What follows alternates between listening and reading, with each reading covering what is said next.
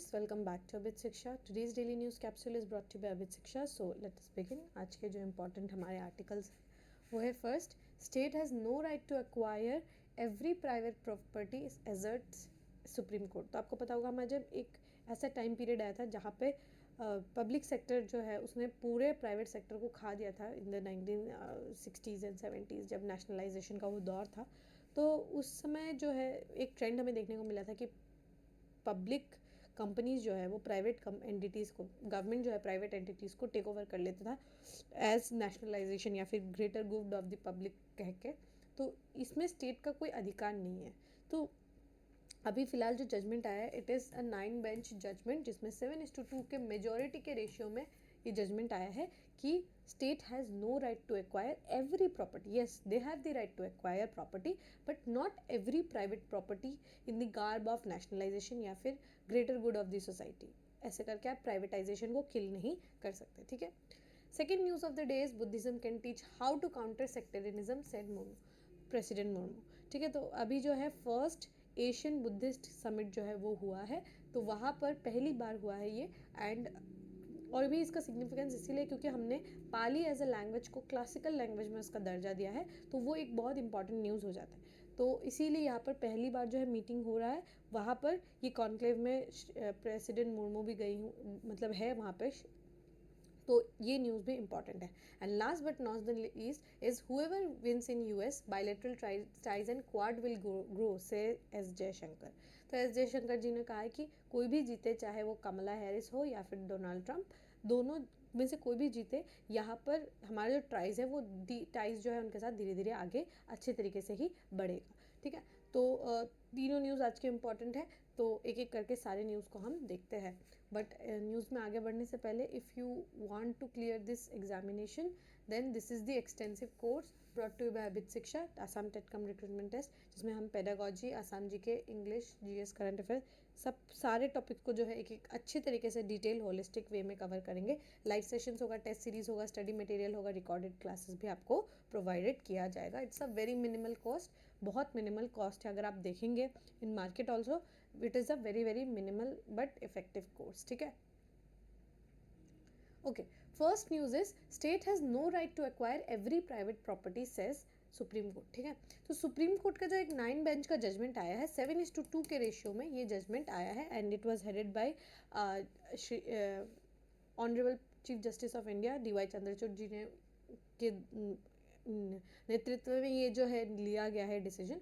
तो इसमें क्या कहा गया है कि एवरी रिसोर्स फॉर कम्युनिटी ये नहीं हम कर सकते. ठीक है.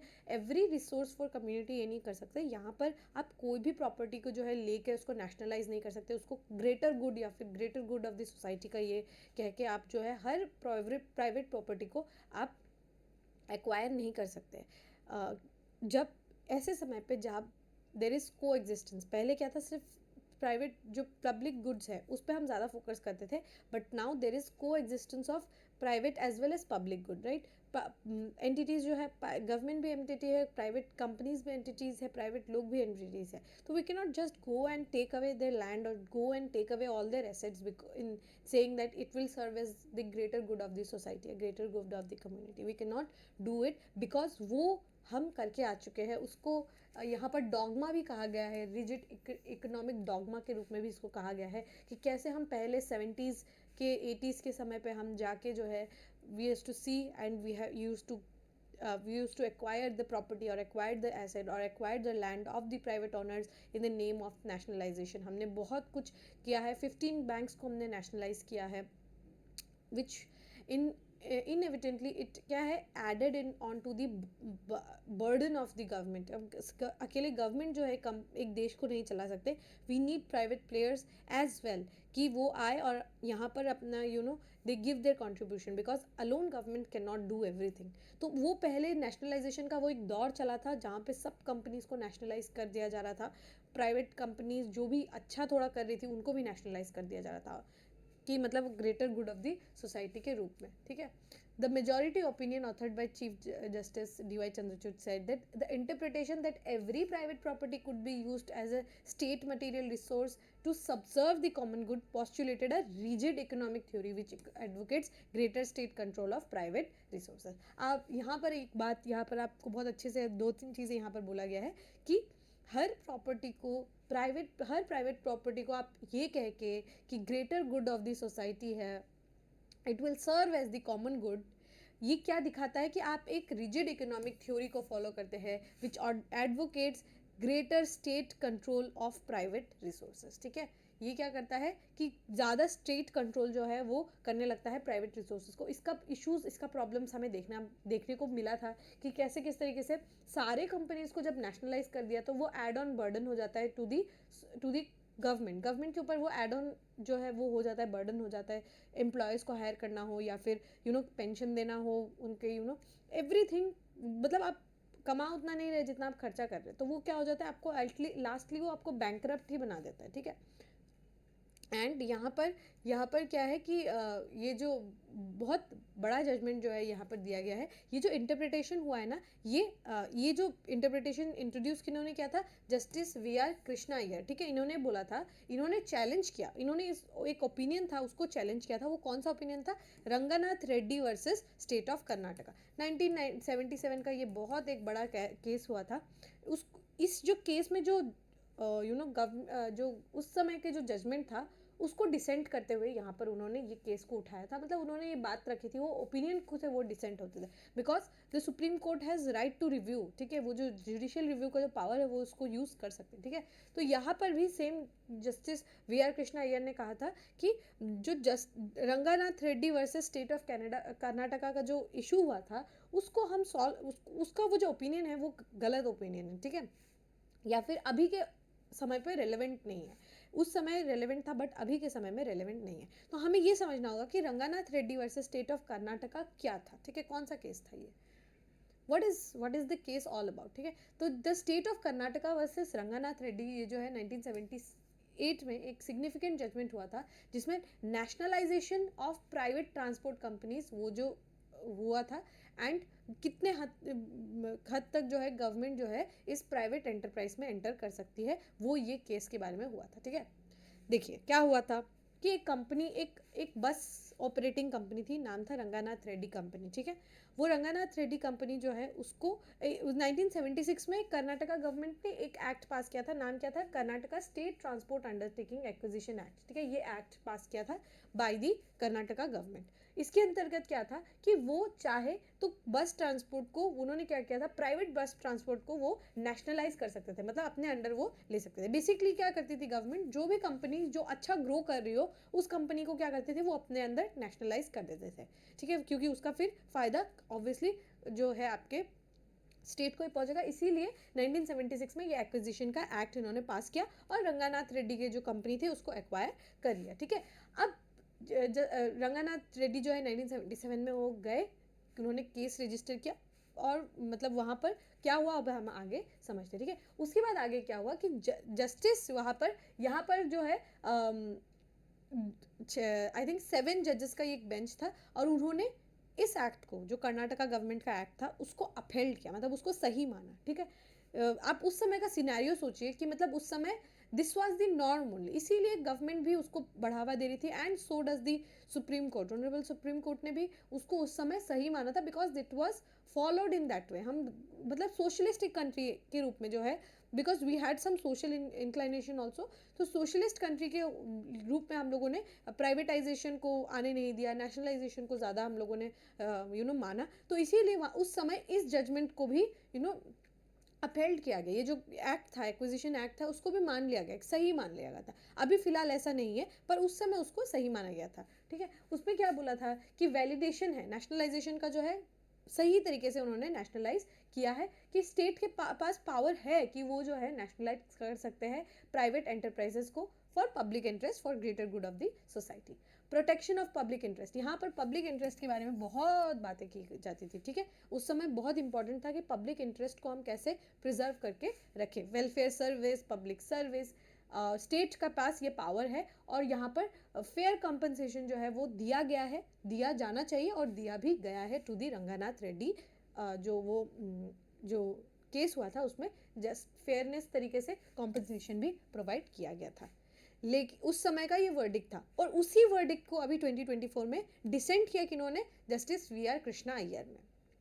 ठीक है, उन्होंने क्या किया, इस जो जजमेंट है उसको उन्होंने डिसेंट किया, वो उनसे इससे राज़ी नहीं होते। ठीक है, उस जो जजमेंट था, ये जजमेंट 77 का जो ये जजमेंट है उसको उन्होंने डिसेंट किया।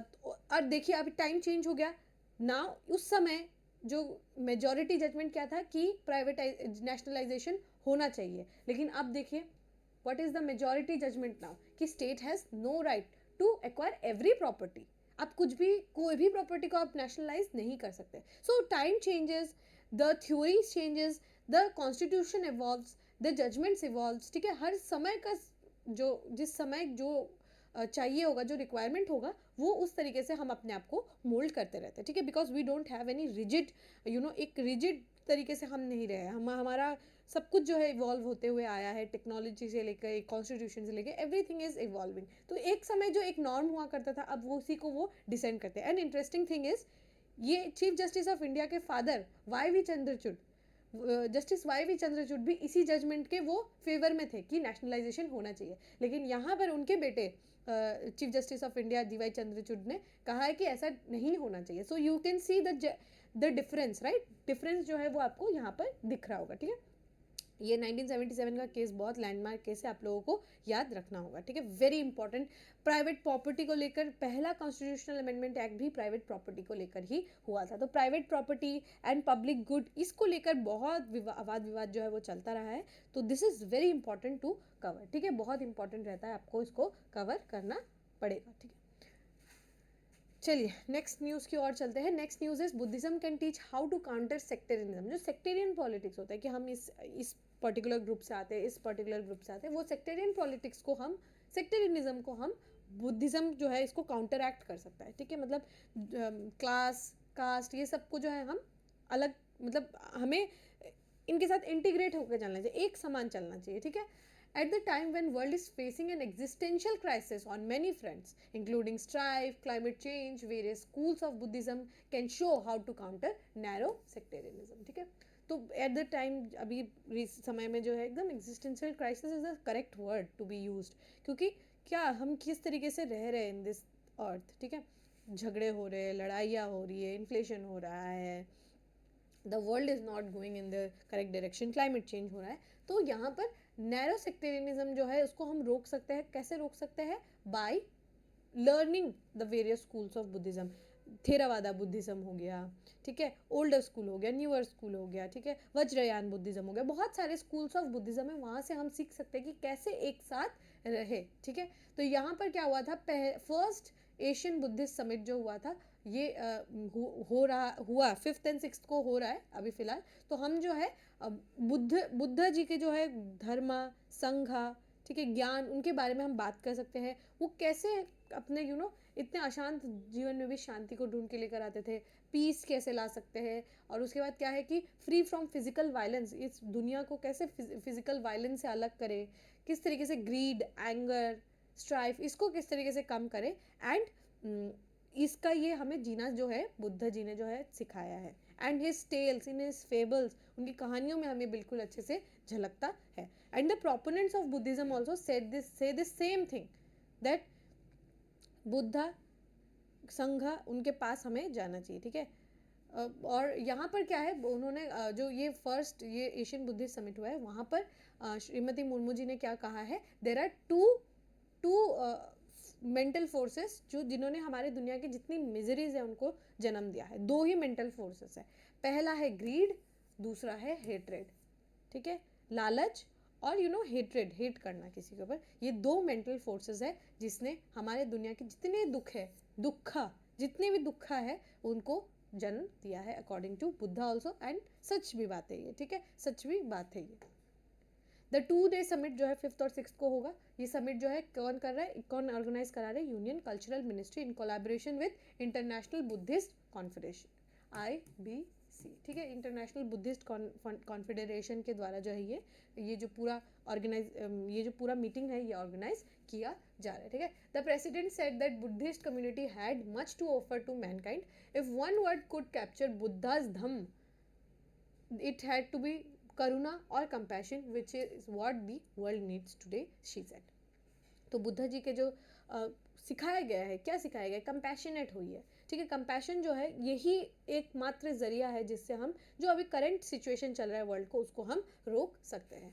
Observing that the preservation of the Buddha's teaching has been great collective endeavor, Ms. Murmu said she was happy to know that Indian government had granted classical language status to Pali and Prakrit. जिस language में बुद्धा जी ने अपना ज्ञान को बांटा, ठीक है, ज्ञान को जो जिस लैंग्वेज में उन्होंने बांटा, इंडियन गवर्नमेंट ने उसको क्या किया, एक क्लासिकल लैंग्वेज का दर्जा जो है उसको दे दिया. Both Pali and Prakrit would now receive financial support which will contribute significantly to the preservation of literary treasure and to their revitalization, she said. तो यहाँ पर उन्होंने क्या कहा है कि जो प्राकृत और पाली लैंग्वेज है उनको क्या दिया जाएगा, फंडिंग दिया जाएगा, फाइनेंशियल फंडिंग जो है वो प्रोवाइड किया जाएगा, जिसके कारण जो है वो अपना ये जो लैंग्वेज है वो अपना जड़े को मजबूत कर सकते हैं और हम जो है और ज़्यादा स्टडी कर सकते हैं पाली और प्राकृत लैंग्वेज को, जिस लैंग्वेज में उस समय के लोगों को समझ में आता था, the local language of Buddha's time, ठीक है. मतलब महात्मा बुद्ध के समय जो है वो उन्होंने अपना जो जितना भी ज्ञान है वो पाली लैंग्वेज में दिया. महावीर जो है वो जैनिज्म की जो द लास्ट तीर्थंकर, उन्होंने कौन से लैंग्वेज में किया, प्राकृत लैंग्वेज में. तो लोकल लैंग्वेज में इंफॉर्मेशन डिसेमिनेशन हुआ, इसीलिए इतना ये जो लैंग्वेज है, इसीलिए ये धर्म जो है इतना ज़्यादा बड़ा हुआ, ठीक है. तो हमने फाइनेंशियल सपोर्ट भी हम उस लैंग्वेजेस को देंगे और क्लासिकल स्टेटस भी दिया. कौन कौन से लैंग्वेजेस को क्लासिकल स्टेटस मिला था हमने डिस्कस किया था. 5 लैंग्वेज थे, मराठी, असमीज, बंगाली, पाली एंड प्राकृत. ये 5 लैंग्वेज जो है इनको क्या दिया गया है, इन 5 लैंग्वेजेस को क्या दिया गया है, ये आपके क्लासिकल लैंग्वेज का दर्जा दिया गया. इससे पहले तमिल, कन्नड़, मलयालम, ये सारे लैंग्वेजेस तो थे ही, पर अभी और 5 लैंग्वेजेस को ऐड किया गया है, मराठी, असमीज, बंगाली, पाली एंड प्राकृत, ठीक है. इन 5 को क्या किया है, they are added as the classical languages of India, ठीक है. तो एशियन बुद्धिस्ट समिट जो है ये क्या है, हाई लेवल कॉन्फ्रेंस है जिसमें सारे बुद्धिस्ट लीडर को हम एक साथ लेकर आना चाहते हैं, स्कॉलर्स, प्रैक्टिशनर्स को अक्रॉस एशिया से, ठीक है, क्योंकि बुद्धिज्म इज दैट रिलीजन जो कि अक्रॉस एशिया फैला हुआ है, ठीक है. The theme of first summit was the role of Buddha Dhamma in strengthening Asia. Light of Asia भी हम उनको कहते हैं. तो रोल ऑफ बुद्धास धम्मा जो है इन स्ट्रेंथनिंग एशिया, ठीक है. It aligns with India's Act East policy aiming to deepen cultural and spiritual ties among Asian nations, ठीक है. तो हमारा जो कल्चरल टाइज है उसको हम और डीप करना चाहते हैं और हमारा एक्ट ईस्ट पॉलिसी में भी ये काम आता है. क्या क्या टॉपिक्स डिस्कस हुए हैं, पहला डिस्कस हुआ है role of Buddhist art, architecture and heritage, the dissemination of Buddha's dharma and cultural influence across Asia. Across Asia में हमने किस तरीके से बुद्धा ने जो है अपना ज्ञान को जो है बांटा, वितरित किया. The significance of holy Buddhist relics like stupa of Sanchi, बेट लुम्बिनी, बोध गया, सारनाथ, ठीक है, जो relics है और उसका क्या इम्पैक्ट रहा है सोसाइटी में. The relevance of Buddhist philosophy and literature in 21st century, बहुत ज़्यादा ही relevant है I would say. The Vedas, the Buddhist जो ज्ञान है या फिर जो पिताकास है, ठीक है, ये सब क्या है, these are very very relevant in this today's day and age, ठीक है, इस समय में बहुत ज़्यादा रेलिवेंट है. And exploring the relationship between Buddhism and scientific research for health and wellbeing, ठीक है. तो ये सब कुछ हमारे की पॉइंट्स थे जो इस बार के एशियन बुद्धिस्ट समिट में डिस्कस हुआ है. पहली बार ही हुआ है एंड ये यूनियन कल्चरल इंडिया में हुआ है, ठीक है. Union cultural ministry with international Buddhist forum ने जो है मिलके किया है ये, ठीक है. दिस इज़ वेरी इंपॉर्टेंट, आपको ये नोट डाउन करना होगा. एंड वैसे भी जैनिज्म एंड बुद्धिज्म से हर साल एक क्वेश्चन डेफिनेटली आता है, definitely without any doubt, definitely एक क्वेश्चन ज़रूर आएगा. तो इसको आपको ऑब्वियसली आप लोगों को इसको अच्छे से प्रिपेयर जो है वो करना है. Last news for the day is whoever wins in US bilateral ties and Quad will grow, says Jaishankar. तो एस जयशंकर जी ने कहा है कि भले कोई भी जीते यूएस में, बीट कमला हैरिस और बीट प्रेसिडेंट डोनाल्ड ट्रंप और प्रेसिडेंट आपके कमला हैरिस, कोई भी बने, पर हमारा जो रिलेशनशिप है with US and in quad वो इम्प्रूव होगा, ठीक है। तो he is actually in Australia attending a bilateral meeting.